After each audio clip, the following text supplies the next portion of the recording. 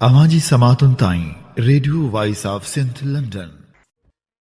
Sir आहिनि, असांजा उस्ताद आहिनि, डॉक्टर आहिनि ऐं इकनॉमिस्ट डेवलपमेंट जा माहिर आहिनि, असांजा PND जा मिनिस्टर बि रहिया आहिनि ऐं हिन वक़्तु बि हू डेवलपमेंट जी इकनॉमिस्ट जी पॉलिसी जी ॻाल्हि कंदा रहनि था त कीअं मुल्क में पॉवर्टी ख़तमु थिए, कीअं ख़ुशहाली थिए और कीअं असांजी जेका आहे पब्लिक सेक्टर डेवलपमेंट प्रोग्राम कीअं बहितर कजे, कीअं उनखे यूटिलाइज़ कजे या फ्यूचर जे लाइ असांखे प्लानिंग कीअं करणु घुरिजे, कहिड़ी बहितरी थियणु घुरिजे ऐं माण्हुनि जो जेको आहे लिविंग जेको स्टैंडर्ड आहे कीअं बहितर कजे। त मां गुज़ारिश कंदुसि अॼु जे चीफ गेस्ट खे डॉक्टर कैसर बंगाली साहब खे। पढ़ी है मैंने और वेरी इजी रीडिंग, बहुत आसानी से आप पढ़ सकते हैं, कोई मुश्किल अल्फाज नहीं है, मुश्किल कॉन्सेप्ट नहीं है। लेकिन इसकी जो पूरी शुरू से आखिर तक जो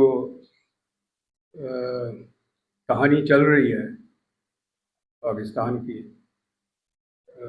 हुक्मरानी की, वो उन्होंने बहुत अच्छी तरह से उसको बयान किया है।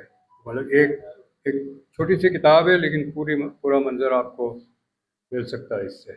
और इसमें एक सीक्वेंसिंग बहुत अच्छी है। वो शुरू होता है एरोगेंस ऑफ पावर से, एंड होता है अब्यूज़ ऑफ पावर तक। So it moves from stage to stage. तो दूसरी बात हम 1 यूनिट की है। 1 यूनिट सिंध पे पहला वार नहीं था। सिंध का पे अंग्रेज़ों ने कब्ज़ा किया 1843 में।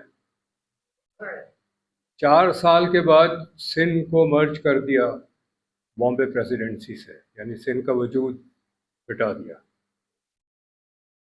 यही चीज़ फिर 1955 में हुई, सिंध को वेस्ट पाकिस्तान में मर्ज कर दिया गया। जब अंग्रेज़ों ने बॉम्बे प्रेसिडेंसी में मर्ज किया तो उसके बाद भी एक भरपूर कैंपेन चलाई गई सिंध को वापस रिस्टोर करने की।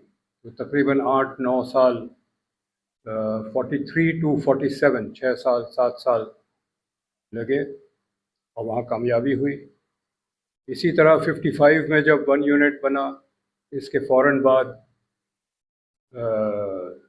बल्कि उससे पहले भी मैं यहाँ बैठा हुआ प्रोफेसर सुल्ताना मुझे बता रही थी कि 1 यूनिट के ख़िलाफ़ एज ए कॉलेज स्टूडेंट ये भी सड़क पे शामिल थी और सारे थे। और आई एम क्वाइट श्योर यहाँ बहुत सारे बैठे हुए, आप में से भी बहुत सारे बैठे हुए, आपने इसमें रोल अदा किया होगा इसका मुकाबला करने में। ये किताब गवर्नेंस पे है और ये बताता है कि क्या what a joke that has been played upon us. और हम जब भी हम मिलते हैं, सिर्फ आज नहीं पहले भी, तो हम सब तारीख़ को दोहराते हैं और एक अपने आप पे जो जुल्म हुआ है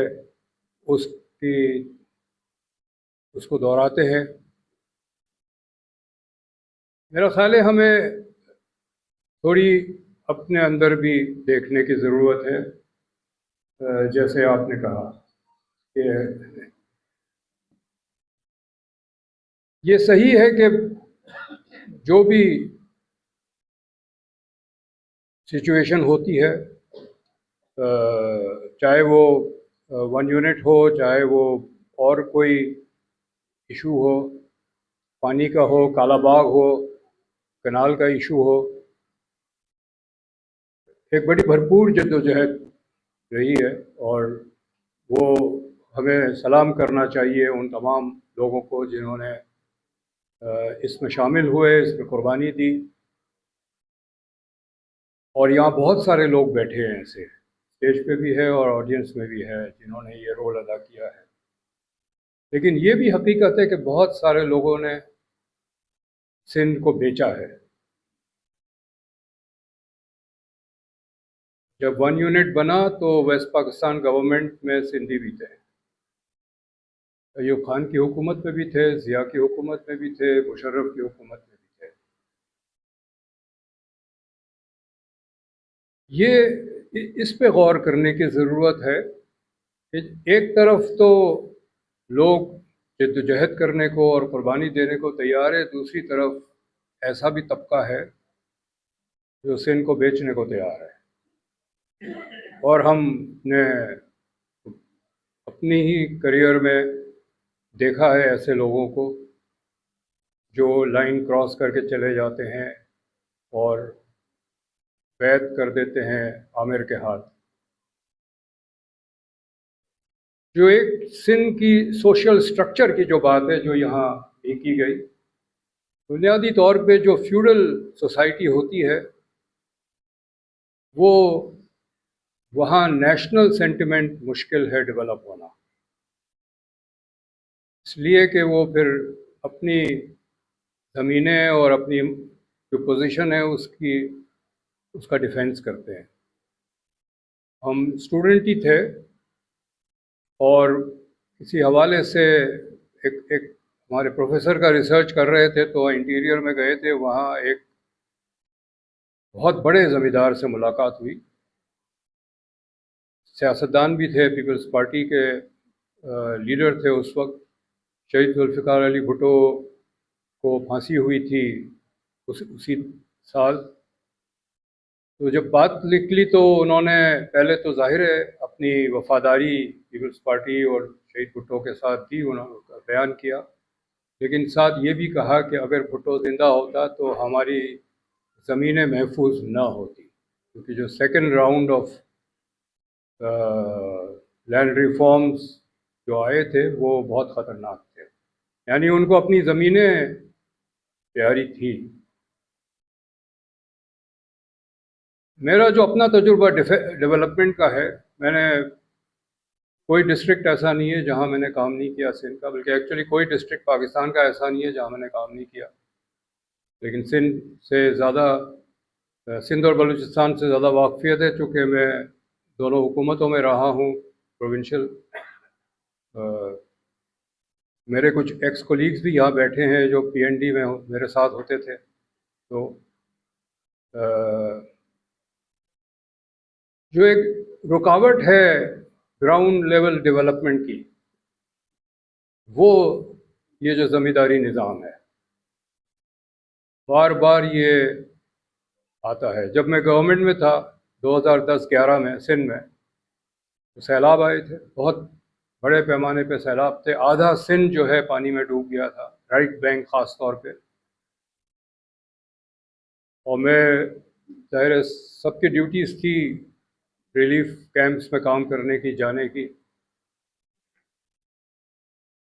मैंने देखा कि जो हुक्मरान तबका है, जो MNA रह चुके हैं, सेनेटर रह चुके हैं, डिस्ट्रिक्ट काउंसिल के चेयरमैन रह चुके हैं, ज़मींदार हैं, उनका घर नहीं डूबा था, वो हाई ग्राउंड पे था, क्योंकि फ्लड्स तो सदियों से आते हैं। उन्होंने पहचान लिया था कि कहाँ घर बनाना, कहाँ नहीं बनाना। जो लो लाइंग एरियाज़ थे वो तो गरीबों को और किसानों को दिए गए थे, उनके गांव पूरे के पूरे मिट गए थे, बह गए थे। मैंने पूरा एक आउटलाइन प्लान बना के पेश किया कि जो अब दोबारा गांव को बहाल करें, वहाँ ना करें जहाँ गांव थे, इसलिए को फिर डूब जाएंगे। सैलाब ने तो फिर आना है, यह कुदरत का निज़ाम है। हम हाई ग्राउंड पे ऑर्गेनाइज विलेजेस हो, 50-100 घर के, ये 5-5 घर के गांव ना हो, क्योंकि 5 घर के गाँव को आप स्कूल भी नहीं दे सकते, डिस्पेंसरी भी नहीं दे सकते, जो दिए जाते हैं और पैसे ज़ाये होते हैं। मेहताब राजी साहिबा सेक्रेटरी भी रह चुकी है गवर्नमेंट में, उनको पता है किस तरह डेवलपमेंट प्रोजेक्ट बनते हैं और पैसे बांटे जाते हैं। और ये जो मीटिंग थी, प्रेसिडेंट चेयर कर रहे थे, बहुत सारे मिनिस्टर्स थे, चीफ मिनिस्टर भी थे। तो जो बड़े ज़मींदार थे कैबिनेट में, उन्होंने मुखालफत की कि ये अगर हमारी ज़मीनों से निकल गए ये, तो हमारा कर्जा कौन वापस करेगा, ये उनका अल्फाज थे। मैंने ये देखा है कि वो डेवलपमेंट को रोकते हैं, डेवलपमेंट होने नहीं देते। सिंध की तरक्की उस वक्त होगी जब ये ज़मींदारी निज़ाम हम तोड़ देंगे और इसको ख़त्म करेंगे, और यही हैदर बख्श जतोई का एजेंडा था। 1940s में जो डिबेट थी, सिंध की पॉलिटिकल डिबेट, वो ये थी और डिमांड ये था कि तमाम ज़मीन नेशनलाइज कर दी जाए और उसे इक्विटेबली डिस्ट्रीब्यूट किया जाए। उस एजेंडा की आज भी ज़रूरत है अगर हमने तरक्की करनी है। ये ज़रूरी नहीं है कि आप ज़मीन ले लें उनसे, लेकिन जो शेयर क्रॉपिंग का निज़ाम है वो ख़त्म करें। ये फरसूदा 19वीं सदी 18वीं सदी का निज़ाम है, ये अब नहीं चल सकता। ये ना तो आपको एफिशिएंट एग्रीकल्चर देगा, ना आपको पैदावार देगा, ना उससे आमदनी होगी, ना गुर्बत ख़त्म होगी।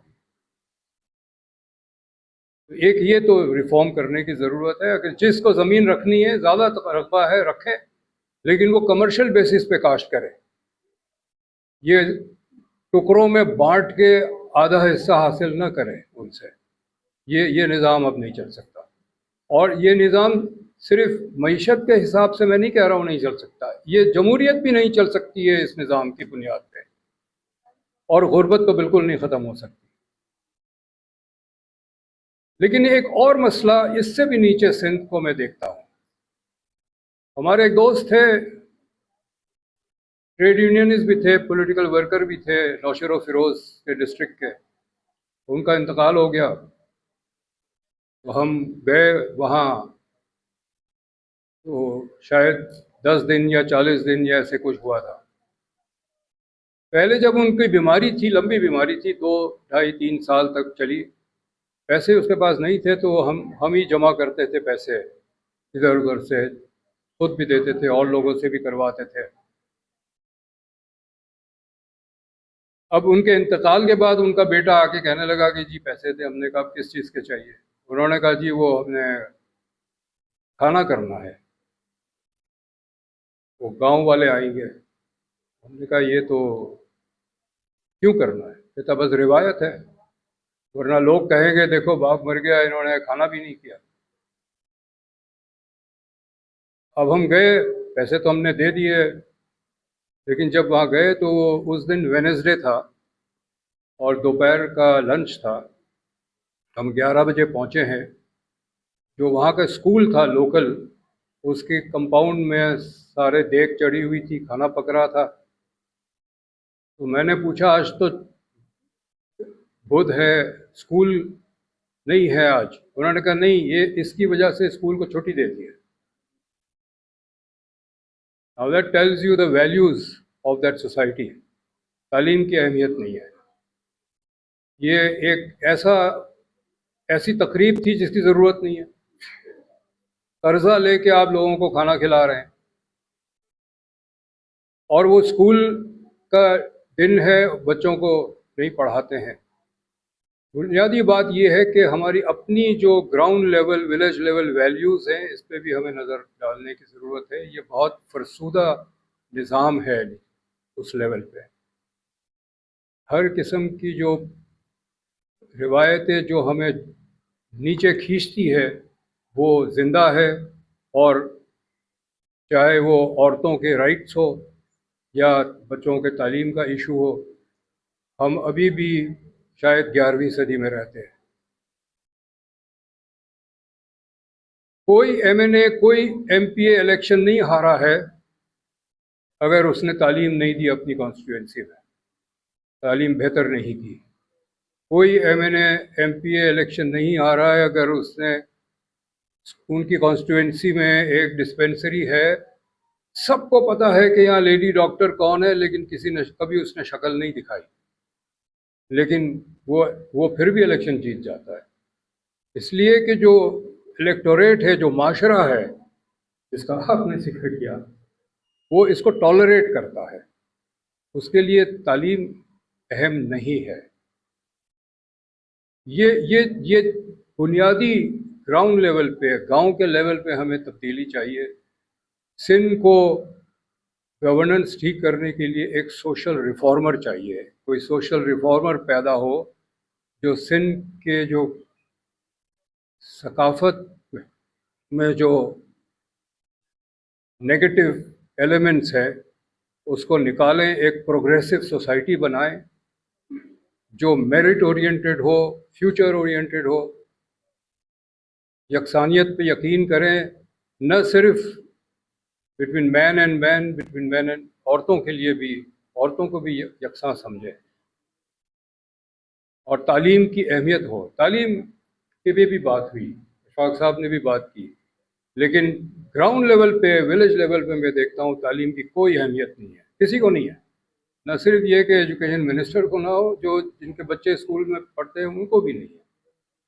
और ये जो सोशल रेवोल्यूशन चाहिए, एक इनकलाब चाहिए सोसाइटी, और उसके लिए एक सोशल रिफॉर्मर चाहिए। मुझे उम्मीद है कि हम तो सब, जाहिर है जैसे आपने कहा, हम सब 70+ है, लेकिन जो यहाँ आप यंगर लॉट बैठे हैं उनसे हम उम्मीद कर सकते हैं कि आप इस काम पे कुछ तवज्जो देंगे, तभी सिंध की तरक्की हो सकती है। तकरीरें करने से, मातम करने से कि हम पे कितना जुल्म हुआ है, इससे सिंध की तरक्की नहीं होगी। शुक्रिया।